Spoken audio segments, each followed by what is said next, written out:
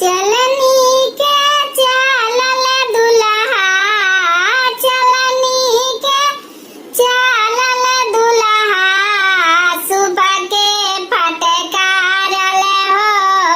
कैसे कैसे अइले दुल्हा, हमरा पापा के पसंद हो, कैसे कैसे अइले दुल्हा, पापा के गावा गाई घूमे दुल्हा, नौकर चाकर रहला हो, कैसे कैसे अइले दुल्हा, हमरा चाचा के पसंद हो,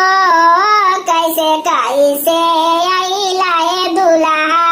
हमरा चाचा के पसंद हो, चढ़त रहनी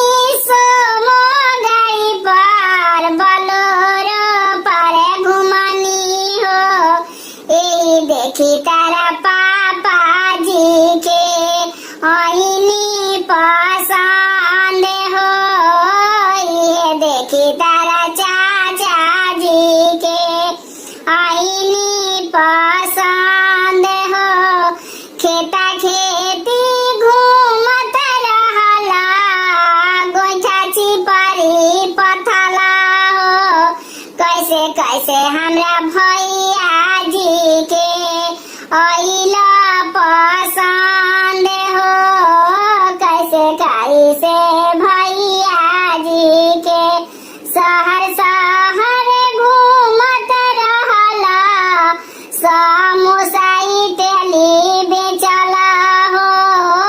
कैसे कैसे हमरा भैया जी के अइला पसंद हो, कैसे कैसे हमरा भैया जी के अइला